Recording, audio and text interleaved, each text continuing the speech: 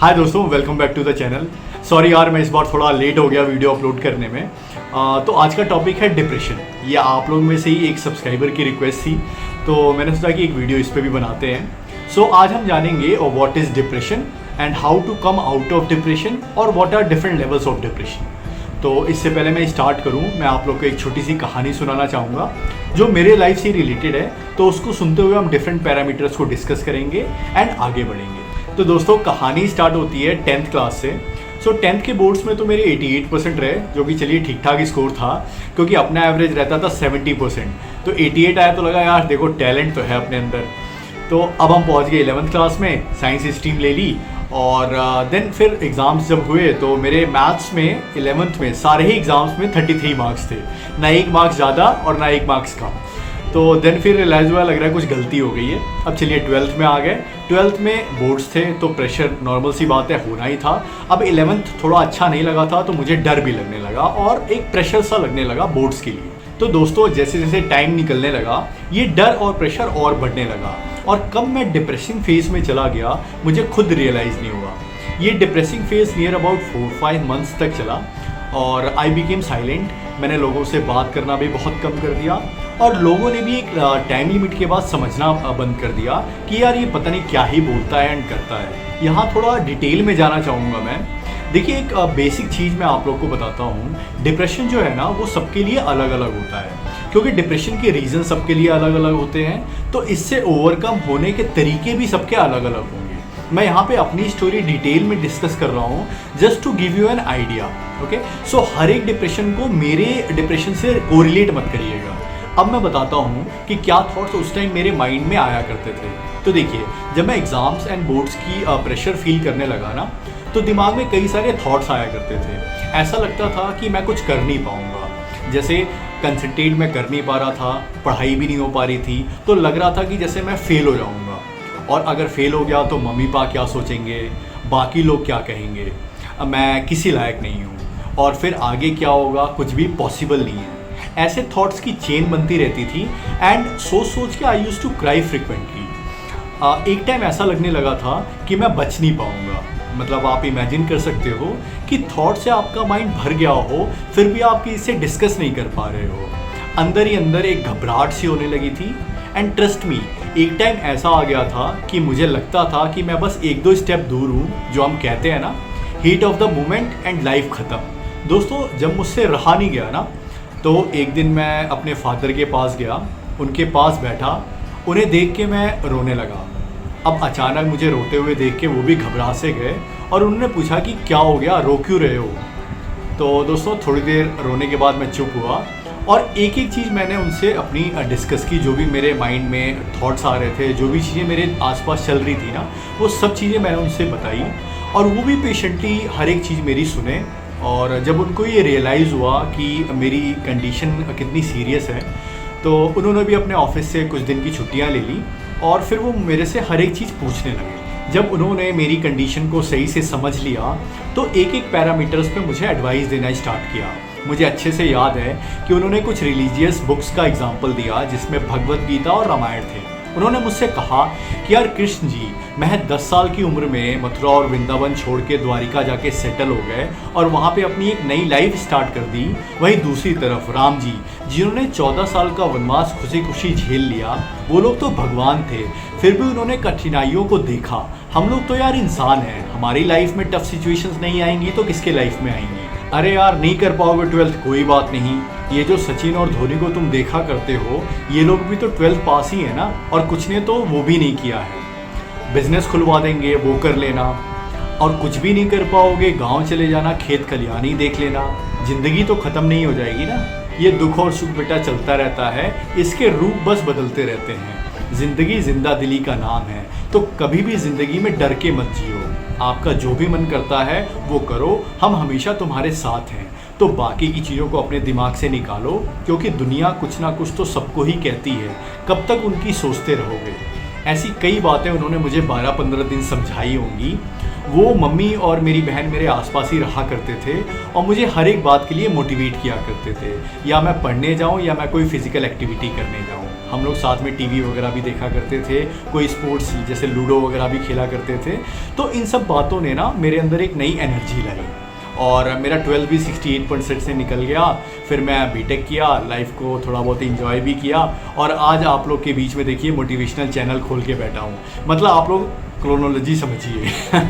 Jokes apart, देखिए depression के कई टाइप होते हैं। कभी आप पढ़ाई से भी डिप्रेस हो सकते हैं, तो कभी आप पेरेंट्स के ना समझने पे भी डिप्रेस हो सकते हैं, कभी आप ब्रेकअप से रिकवर नहीं हो पाते हैं, तो कभी आप अकेलेपन से भी डिप्रेस हो सकते हैं। इसके कई सारे टाइप्स हैं। दोस्तों, मैं ज़्यादा थ्योरेटिकल पॉइंट ऑफ व्यू में नहीं जाऊंगा, मैं डायरेक्ट आता हूँ सजेशन एंड सॉल्यूशंस पे, जो कि मोस्ट इंपॉर्टेंट है।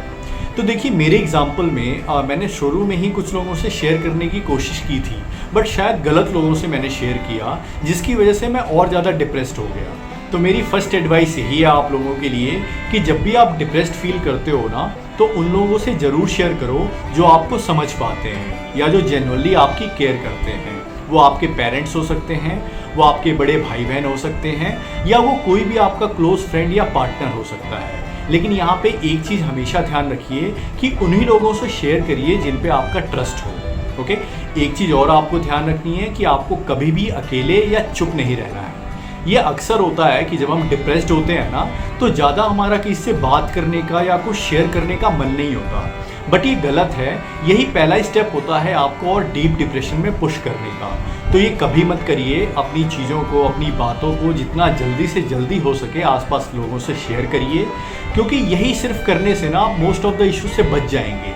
और अगर आप फिर सोचते रहेंगे सिर्फ, तो आपकी चेन वो कभी ख़त्म नहीं हो पाएगी और आप और डिप्रेस्ड होते चले जाएंगे। सेकेंड एडवाइस है, रिलीजियस बुक्स हों, थॉट्स हों, स्टोरीज हों या सॉन्ग्स हों, उसको पढ़ना एंड सुनना। वन स्टॉप डेस्टिनेशन है भगवद गीता को पढ़ना। आप समझ नहीं पाएंगे कि कब गीता पढ़ते पढ़ते आपको कौन सा थॉट्स क्लिक किया और आप मोटिवेट हो गए। ओके, सो प्रे करना भी एक बहुत ही डीप लाइफ लर्निंग देता है हमको और एक अलग ही स्ट्रेंथ और मोटिवेशन प्रोवाइड करता है। थर्ड एडवाइस है, लाइफ को हमेशा एक जर्नी की तरह लें, जहाँ देखिए कुछ भी परमानेंट नहीं है।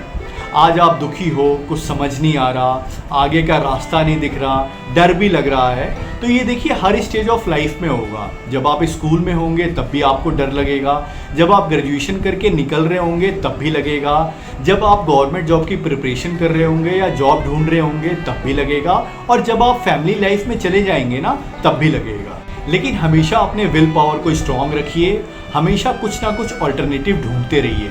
Life will always provide you opportunities.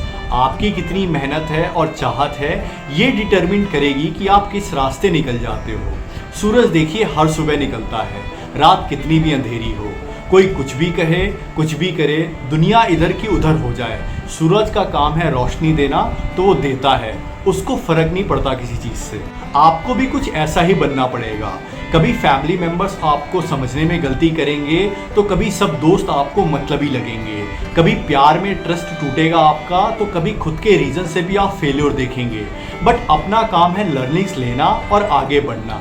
हर एक मोड़ जिंदगी में आपको कुछ ना कुछ नया सिखाएगा, आपको और मजबूत बनाएगा। तो हमेशा सीखते रहिए और ज़िंदगी में आगे बढ़ते रहिए। फोर्थ एडवाइस इज, हमेशा अपनी डिपेंडेंसी को दूसरों के ऊपर कम रखिए। मीन्स हमें खुद पे ज़्यादा से ज़्यादा डिपेंड होना पड़ेगा। देखिए अक्सर डिप्रेशन उन लोगों को ज़्यादा होता है who are too much dependent on others. अपने साथ टाइम स्पेंड करें और अपनी प्लानिंग को किसी भी काम के लिए स्ट्रॉन्ग रखें। अपने डेवलपमेंट पे ध्यान दें, चाहे वो फिजिकल हो या अपने वर्क लाइफ के लिए। एंड ट्रस्ट मी, अगर आप खुद में खुश रहते हैं ना, तभी सब अच्छा लगेगा। वरना ये मटेरियलिस्टिक जो खुशी है ना, वो बस कुछ टाइम के लिए रहती है, फिर आप अकेला फील करने लगते हैं। दूसरे क्या सोचते हैं उससे क्या ही फर्क पड़ना है, वो खुद बेवकूफ़ हैं यार, वो आपको क्या जज करेंगे। So always work on your development. फिर ये जो डिप्रेशन वगैरह है ना, वो आपके आसपास भी नहीं भटकेगा। Final advice is physical work, exercise और एनी स्पोर्ट्स एक्टिविटी। आज हम अपने किसी भी स्टेज ऑफ लाइफ में इतना बिजी है ना कि हमको कोई भी फिजिकल वर्क करने के लिए टाइम निकालना पड़ता है या सोचना पड़ता है, and most of the time हम उसे इग्नोर कर देते हैं। बट आपको ये समझना पड़ेगा कि 1 घंटे के लिए पूरे दिन भर में आप कोई भी फिजिकल एक्टिविटी करते हैं ना, तो आपको पूरे दिन भर एनर्जेटिक रखता है। ये एक एक्साइटिंग इन्वॉल्वमेंट होता है आपके लिए, कुछ टाइम के लिए ही सही आप सब चीज़ भूल जाते हैं। ये आपको ट्रैक पे रखने में बहुत हेल्पफुल होता है, चाहे आप डिप्रेस्ड हो या ना हो।